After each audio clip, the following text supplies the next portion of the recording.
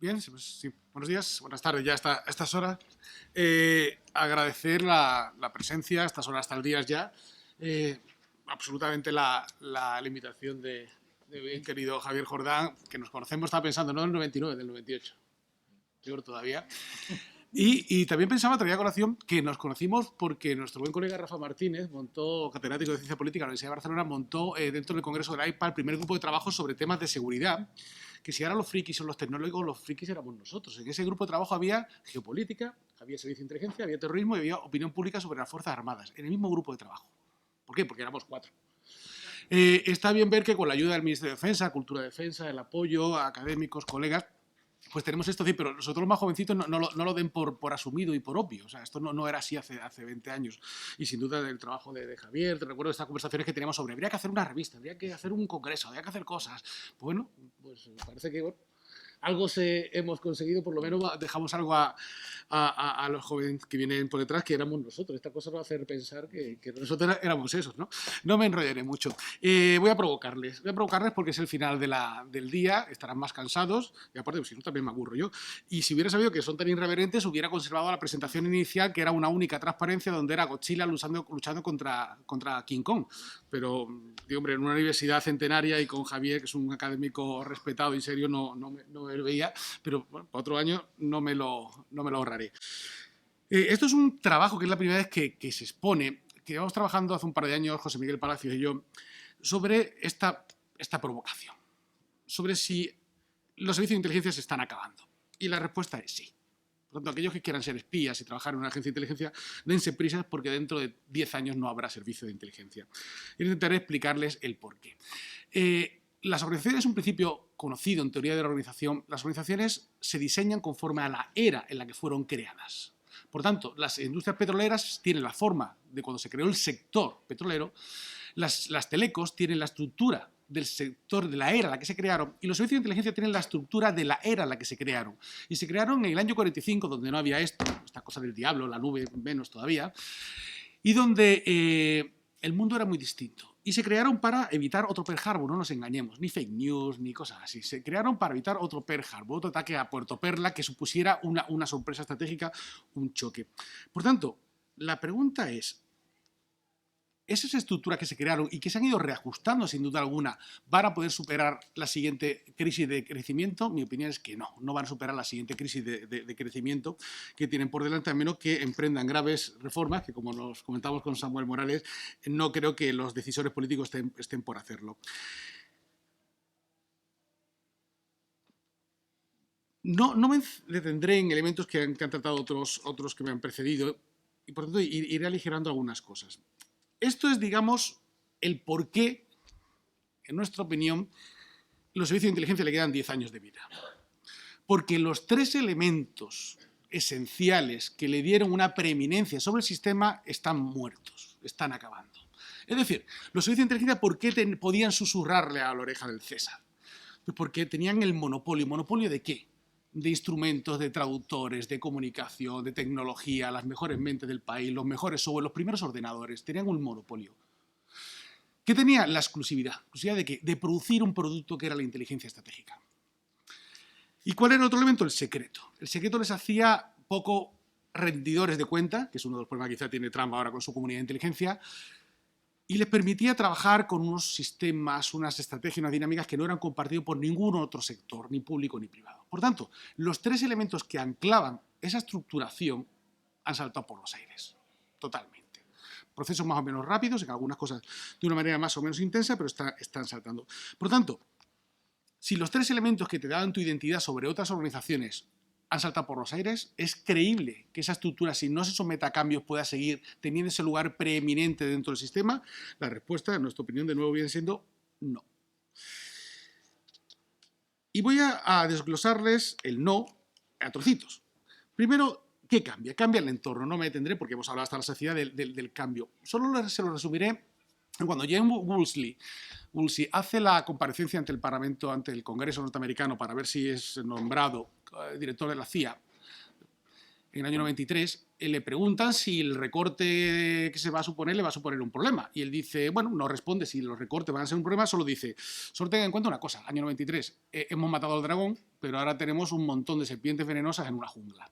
Eso a día de hoy sería hasta casi un escenario admirable y deseado. ¿Qué nos encontramos en la actualidad? Una cosa que yo vengo denominando últimamente como de escenario o de seguridad líquida, donde hace 5 años ISIS-Daesh era lo más catastrófico del planeta, todo el mundo tenía que caminar en esa dirección, y hace 2 telediarios parece, no sigo mucho el tema, que ya no existe. Entonces algo que estaba en 5 países ya no existe. Las estructuras estatales no tienen esa capacidad de adaptación como las amenazas. Por tanto, hemos pasado de una amenaza ideológica durante la Guerra Fría a una amenaza fragmentada, a una amenaza absolutamente líquida. Muy difícil esas zonas grises de las que estábamos hablando. Por tanto, primer elemento que cambia el escenario. Cambia también la aparición de fenómenos que tienen capacidad, como el crimen organizado cártel de Sinaloa en 54 o 55 países con capacidad de atacar la estructura democrática. Antes de la vida, una amenaza criminal era una amenaza criminal, pero no tenía esa capacidad disruptiva sobre el propio sistema, no podía corromper las estructuras estatales. Eso es un problema. La aparición de la tecnología. La tecnología es otro elemento que crea 2 mundos paralelos, el que vivimos y el que está aquí. Por tanto, eso hace que el Estado tenga que repensarse porque durante los últimos 2 siglos ha trabajado en un mundo real que ya no es el que existe en la actualidad. Siguiente elemento. ¿Qué nos encontramos? Nuevos actores. Nuevos actores dentro de... ¿Se ha puesto bien? Sí. Nuevos actores dentro de la comunidad de inteligencia. La comunidad de inteligencia antes era única, dominada por las estructuras de inteligencia. Ya en el año 91, cuando se empezó a hablar de Intelligence-Led Policing, inteligencia policial, ya la policía decía, bueno, es que nosotros hacemos análisis complejos, eso quizás es inteligencia, ¿no? Quizás haya un huequecito para mí en este nuevo sistema. ¿Qué aparece? A medida que caen las fronteras aparecen agencias tributarias, agencias fiscales, centros contraterroristas, por tanto, una cantidad de tribus en torno al mundo de la inteligencia que no existía anteriormente. ¿Qué nos aparece como nuevo actor? El mundo privado. Nos aparece Amazon, Google, LinkedIn, que manejan una cantidad de información que no genera un servicio de inteligencia en su vida. Además con un problema de privatización de la inteligencia. Aquí lo vemos menos, pero por lo poquito que se ha ido filtrando con Snowden, con algún error que hubo en una presentación, un briefing en el año 2005, en la actualidad se estima, es un libro que sale en unos meses del profesor Damien Pumbelde de la Universidad de Glasgow, se calcula que en torno a ahí una única empresa gestiona en torno a 40.000 millones de dólares de inteligencia privada. Según qué datos analicemos, en la guerra de Irak era el 25% de la obtención y el 50% del análisis. Las últimas cifras hablan del 70%, algunas otras cifras hablan que el 80% de la contrainteligencia en Estados Unidos la hacen empresas privadas y eso supone un problema. Pues estamos descapitalizando. ¿Por qué se ha producido eso? Pues porque después de la caída del muro de Berlín, ese mundo feliz del fin de la historia, donde todos íbamos a ser buenos y nadie nos iba a atacar, muchas agencias se descapitalizaron humanamente e incluso territorialmente.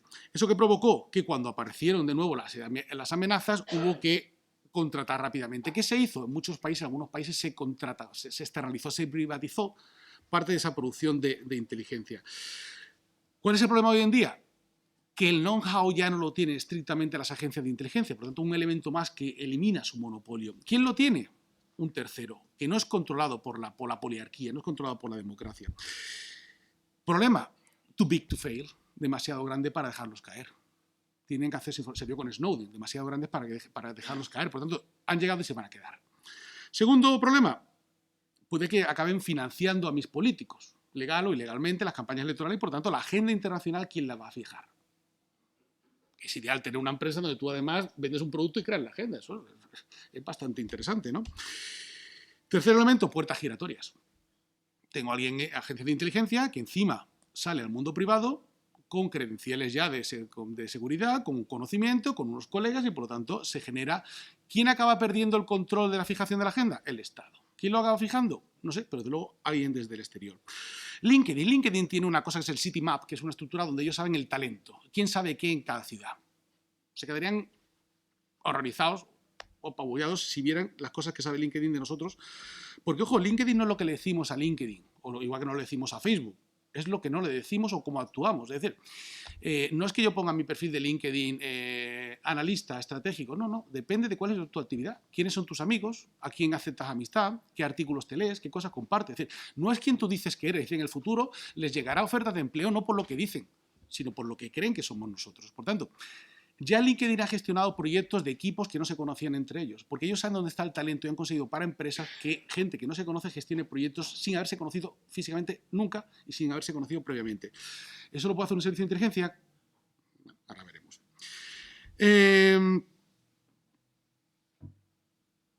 Por no entrar ya en la parte de Google y tal, que nos llevaría a otro sitio. Siguiente elemento que cambia, el consumidor. El consumidor era un señor o una señora educado en un sitio correcto, adecuado, estándar, pero ahora mismo los consumidores son millennials. ¿Qué es un millennial? Pues de aquellos de ustedes que lleven reloj en las pulseras serán un no millennial, y si no llevan reloj de pulsera, a menos que sea un iWatch, serán un millennial. Es decir, los consumidores no son los mismos, los productores no son los mismos. En la actualidad, el 81% de una corte de edad norteamericana son ya millennials, y en el año 2050 el 81% serán millennials. Es decir, han nacido con otra configuración mental que ahora trabajaré. Eso va a suponer un cambio en los patrones de consumo de inteligencia. Antes el secretario de Estado norteamericano o el presidente francés, bueno, el francés nunca se han creído mucho en lo que decía en sus servicios, eso sería otro tema, o tenían sus paralelos. Llegaban a su despacho y esperaban su briefing de por la mañana donde le explicaban qué ha pasado. El 83% de los millennials duerme con su iPhone o con su Android en la mesilla de noche. Por tanto, cuando llega a su puesto de trabajo, ya sabe lo que ha pasado por el mundo o ya sabe lo que él creó o lo que los algoritmos han dicho que tiene que saber sobre el mundo. Por tanto, el impacto es completamente diferente. Los millennials consumen y van a consumir información de manera distinta. Y esos millennials, algunos están aquí, serán nuestros decisores políticos. Por tanto, la comunidad de inteligencia estuvo diseñada conforme a unos consumidores y esos consumidores no existen ya. O al menos están mutando enormemente. Se van de Erasmus, conocen gente, están aquí, tienen redes, van a congresos. Por tanto, creerme algo que me ha dicho mi analista séptico cuando yo estuve con ellos en Granada tomándome unas cervecitas ayer, pues es difícil. Si es que yo conozco a Angela Merkel, si es que yo conozco a todos esos asesores, si es que hemos estado en el congreso de la ICPR o de la ISA, hemos compartido cosas no confesables. Por tanto, el consumidor va a ser distinto en el futuro. Sigo pasando. ¿Cuál es el cambio que se produce también en la organización? ¿Cómo se organizan los servicios de inteligencia? ¿Ha cambiado todo o debe cambiar? El núcleo estratégico, decía Mintzberg, que en la parte de arriba se ha modificado, tiene mucho más contacto con el exterior que tenían los núcleos estratégicos anteriormente. Es decir, los decisores de alto nivel de los servicios de inteligencia tienen unas redes, hemos visto la creación hace 2 o 3 semanas de un colegio a nivel europeo, que yo creo que es una de las cosas más positivas que se ha podido establecer, un colegio de inteligencia auspiciado por Macron y por lo que parece ser, nosotros tampoco hemos sido muy retrasados estando ahí detrás de ese proyecto. Las estructuras medias se han aplanado, tienen que ser más planas. Recuerden que antes cada 10 años había una crisis, ahora la crisis se produce cada 2 días. Si cada 6 horas no hay un acontecimiento mundial, extrañense, es que no han actualizado su Facebook o su Twitter. Cada 6 horas pasa algo absolutamente relevante para el planeta. Eso hace que las líneas medias hayan cambiado. La línea media también ha sido sustituida por la tecnología. La tecnología permite asignar tareas. Alguien preguntaba por el blockchain. El blockchain va a permitir asignar tareas y hacer seguimiento de tareas a las personas más adecuadas en el momento más adecuado. Eso es un cambio que nos está pensando. Otro cambio, el famoso analista recopilador, eso ya no existe. ¿Alguien me puede distinguir un analista de un recopilador? Bueno, antes, ¿por qué? Porque no había tecnología. Yo necesitaba a mi persona en Moscú que me dijese qué estaba pasando en Moscú, dirigido por alguien que estaba en Madrid o en París. Ahora la misma persona viaja, entra en Facebook, entra en Twitter, se hace un viaje rápido, entra, se queda en Airbnb, no deja rastro de dónde está. Eso ha cambiado. Por tanto, hay que modificarlo y ahora veremos otra cosa. El software. Nuestros analistas analizan, pero esa información, ¿quién la ha procesado? ¿La ha procesado un algoritmo? Porque en el futuro todos esos petabytes de información tendrá que procesarlo alguien. Ese primer cribado inocente, de los clipping de prensa inocente, no es inocente. ¿Quién va a hacer esos algoritmos? ¿Tiene el sector público capacidad para hacer esos algoritmos? Pues quizá 2 o 3 países sí, el resto no tiene la capacidad para hacerlo. Por lo tanto, la inteligencia artificial, los software, ¿no tiene mejor software para algunas cosas Google, Amazon, LinkedIn, incluso si me apuran hasta Uber, que muchos servicios de inteligencia de muchos países? Pues posiblemente. Eso es caro, es costoso. Por lo tanto, la inteligencia artificial, que no es para ahora, pero que está llegando, va a suponer un cambio en la forma. Por lo tanto, nuestros analistas con sus técnicas estructuradas muy bonitas, pero la cuestión es ¿con qué se están alimentando? ¿Quién ha hecho ese filtrado previo? ¿Quién ha creado ese mundo para aplicar esas técnicas tan bonitas y que se han testado durante años en muchos sitios? Siguiente elemento, Muy rápido para así dejar tiempo para las preguntas por si tienen. Las personas han cambiado. Llegan los millennials, que no es malo, pero llegan. Y los millennials son distintos. Nuestros estudiantes son distintos a los nuestros. No es que sean más torpes y más tontos, que a veces lo pensamos, pero sinceramente es porque no sabemos entenderlos. Si cada generación fuera más tonta que la anterior, como decía Aristóteles y Platón, posiblemente nosotros no hubiéramos llegado aquí, porque nuestros jefes pensaban que éramos más tontos y menos inquisitivos y menos leídos que ellos. Y bueno, y aquí estamos, ¿no? Por tanto, simplemente estamos enseñando, tenemos que enseñar a aprenderle o a enseñar de otra forma. Y eso va a tener un impacto muy importante, por ejemplo, en todas las fases de la gestión de los recursos humanos en las agencias de inteligencia. Primero, selección. ¿Cómo voy a seleccionar a mi gente? ¿Dónde selecciono a los millennials?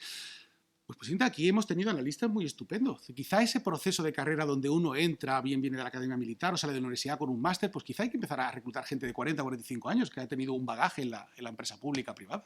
¿Por qué no? Son diferentes. Y posiblemente para 5 o 6 años.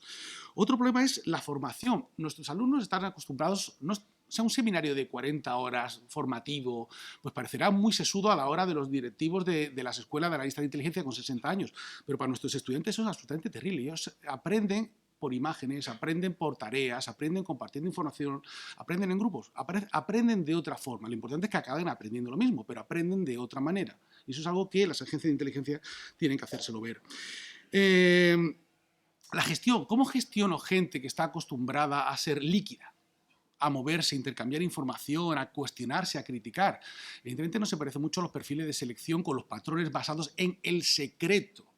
De hecho, hay un estudio del Pew Research Center sobre el secreto, sobre Snowden y Manning.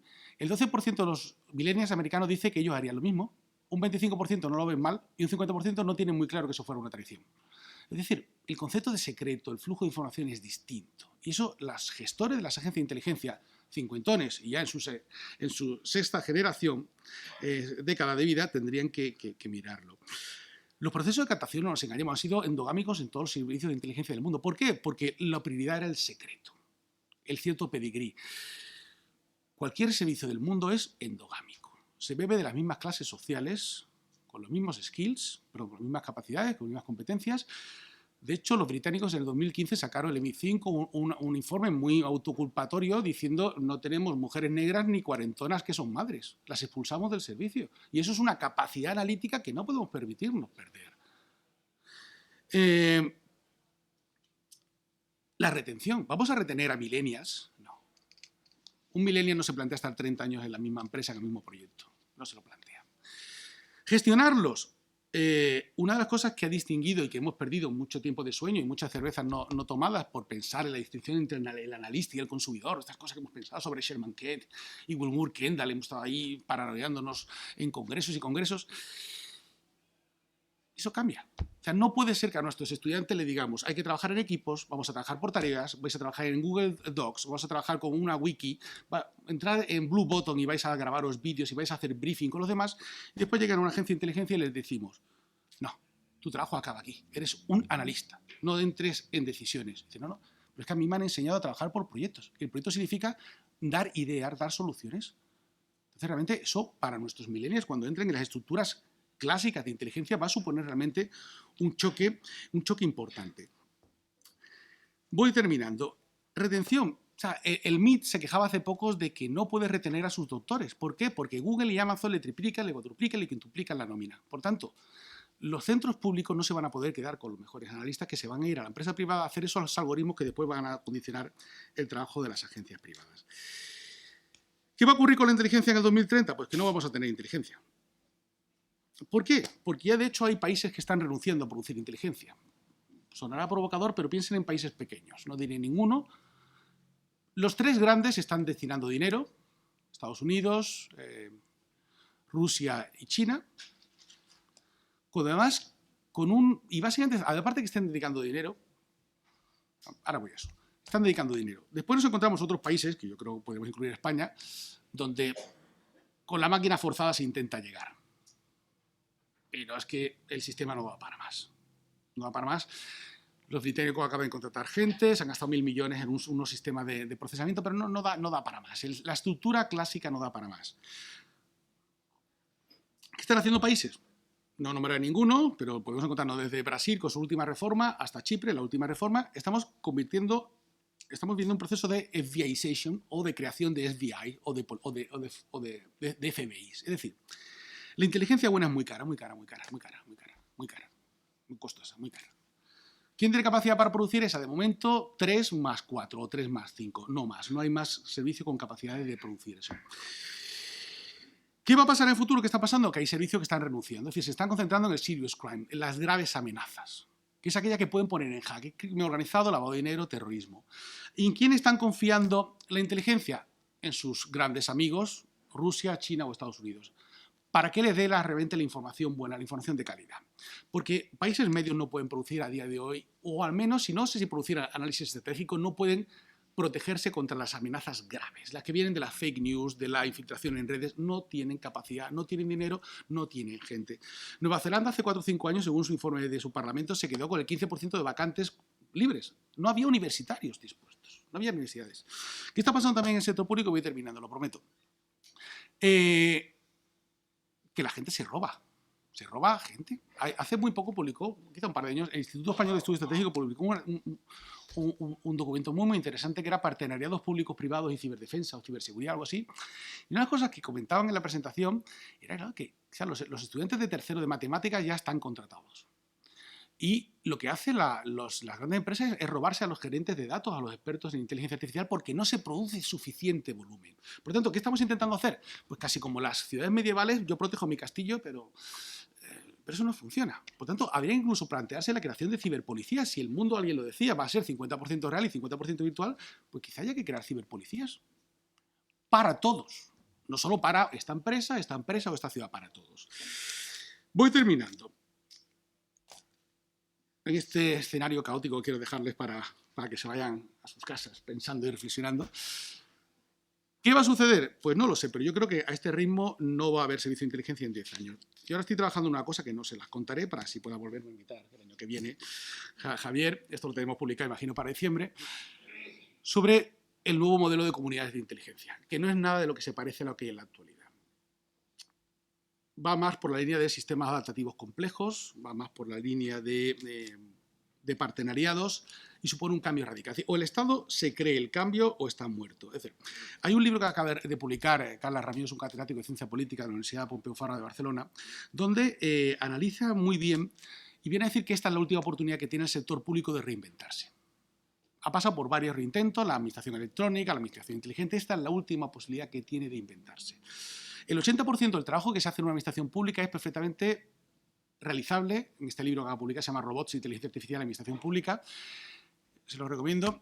El 80% es perfectamente realizable por robots o por máquinas. Son procesos muy mecanizables. El otro 20% es el interesante, que es el de dirección. ¿En qué línea tiene que ir la administración pública en el caso de la inteligencia, que es el que yo les hablo? De convertirse en un director de orquesta. Pretender ese modelo weberiano de usted cuénteme todo y yo ya veré qué le susurro al oído del César, eso está muerto. Totalmente. Estados Unidos, a través de sus grandes telecos, China, porque no le importa, y Rusia, porque tampoco le importa mucho, están avanzando en su proceso de reconocimiento facial de inteligencia artificial. ¿Por qué? Porque tienen datos. Nosotros los europeos no tenemos datos. Alguien decía que los norteamericanos inventan, los chinos lo prueban con sus datos y los europeos venimos a regular el proceso de datos de cómo va a ser hacer eso. Hace poco estaba en Barcelona, en la Feria de Ciudades Inteligentes, le preguntaba a la policía de Múnich qué estaban haciendo para estas cosas y se miraron los tres como a ver quién no respondía. Y bueno, básicamente después me confesaron que solo habían testado con 100 personas. Claro, sin sistema de reconocimiento facial, porque su legislación en la ciudad era muy complicada, ¿no? Por lo tanto, estamos muy retrasados en ese tema. Voy terminando, sinceramente. En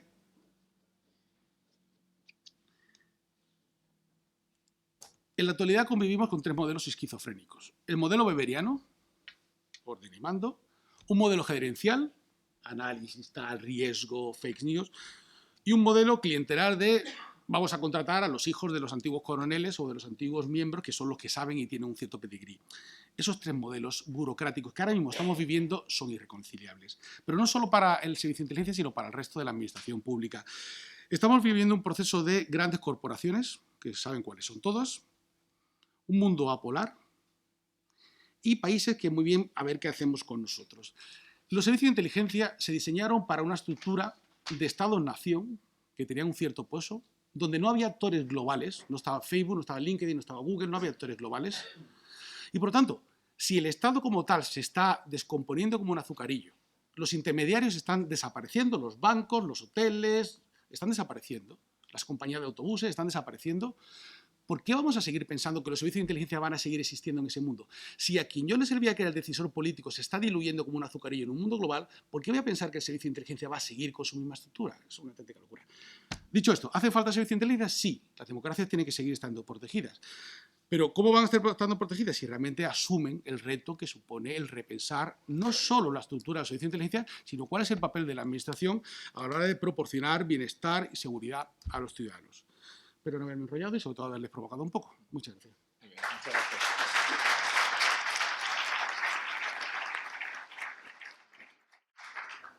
Pasamos al coloquio. ¿Hay preguntas? Sí, aquí hay una cuestión.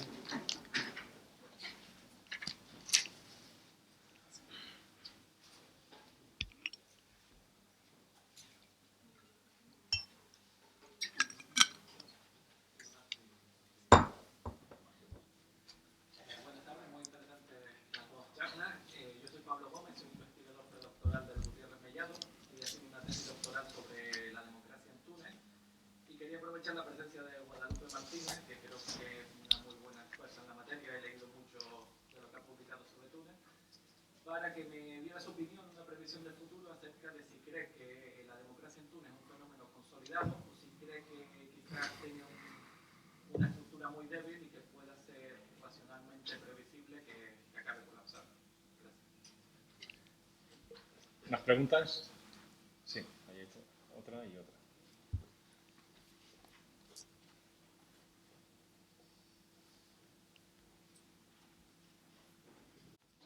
Buenas tardes, mucho gusto. Yo soy Hernán Moreano, miembro del Centro Ecuatoriano de Estudios Internacionales desde Ecuador. Tengo una inquietud para el profesor José Antonio. ¿Cómo aplicar la inteligencia con el fin de identificar amenazas híbridas en tiempos post-normales, sobre todo cuando hay mucha incertidumbre, caos y miedo en el futuro? Muchas gracias. Y luego otra pregunta más.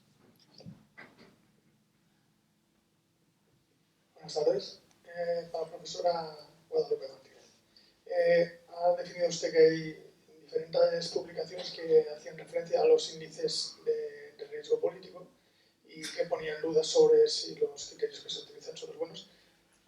Aquellos que estamos usándolos para ponderar determinadas investigaciones, ¿hemos de confiar en ello?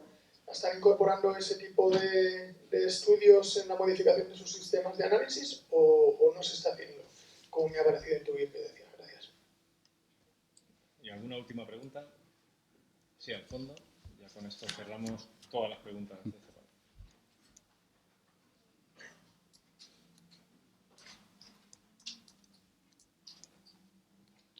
Buenas tardes, gracias por la exposición. Soy Camilo Mejías, estudiante de CIENSPO, y la pregunta es para el señor Antonio Díaz. He visto que usted ha dicho que la lucha ideológica ha quedado atrás, pero para mí está más presente que nunca, ya que según entiendo hay un factor ideopolítico hoy en día que propone un cambio de modelo del estructuralismo a la deconstrucción. Esto se establece como un proceso de cambio de la política vertical, como se conoce a la sociedad estamental, a los partidos políticos, al gobierno, y de un modelo horizontal, es decir, los sistemas no gubernamentales, los movimientos sociales, los rizomas, la sociedad líquida como la propone usted. Y en este caso, ¿eso no es una lucha ideopolítica o ideológica? Gracias.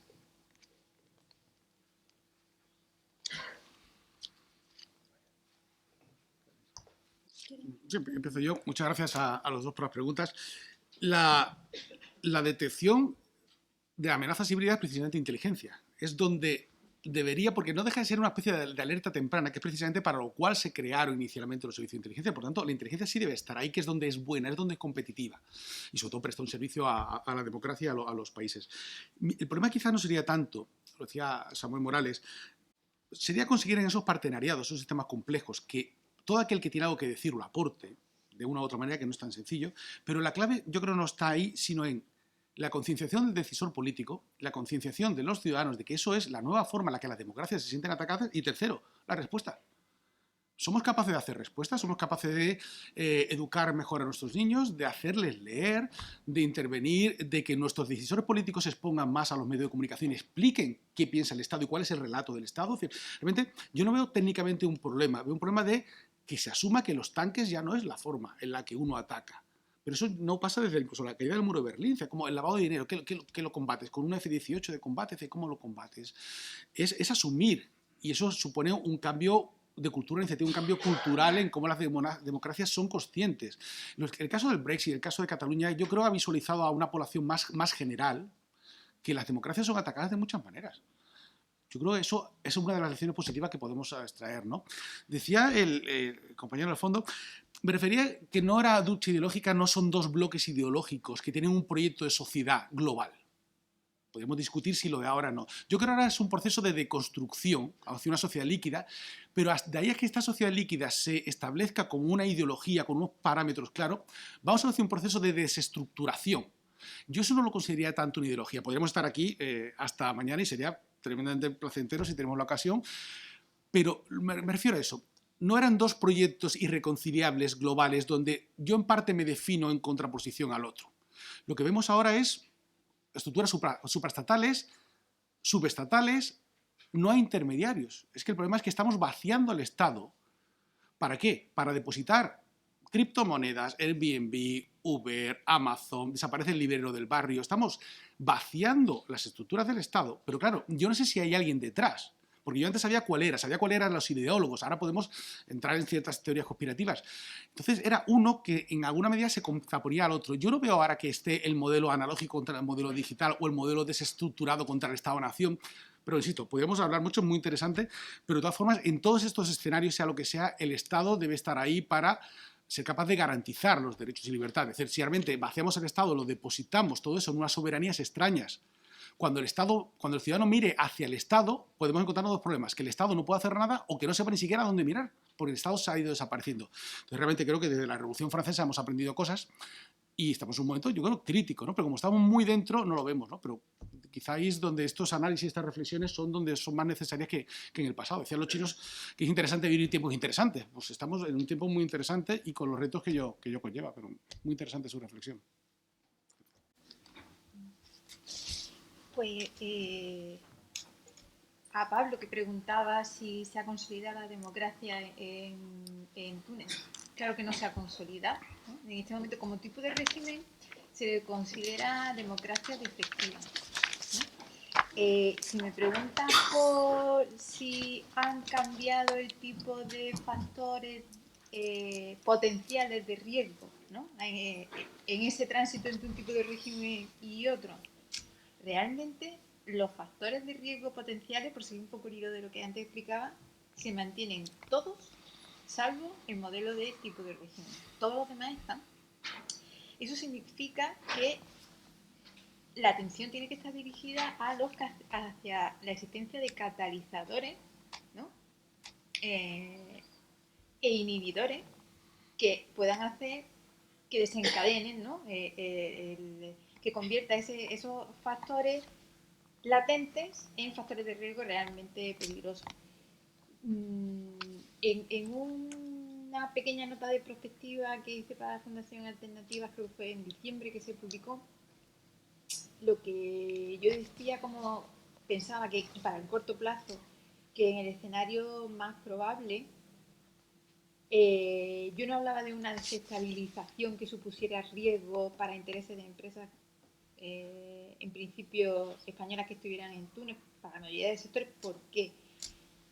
Primero, no va a haber grandes desestabilizaciones porque hay inhibidores fuertes. En este caso sí decía, yo lo llamaba factores estabilizantes, ¿no? Lo que Jessica llamaba inhibidores, y tiene que ver con la dosis de autoridad, aunque no tiene mucha resiliencia ahora mismo el régimen, lo que sí tiene es legitimidad y autoridad, cosa que llegó un momento que ya en Túnez no había, ¿no?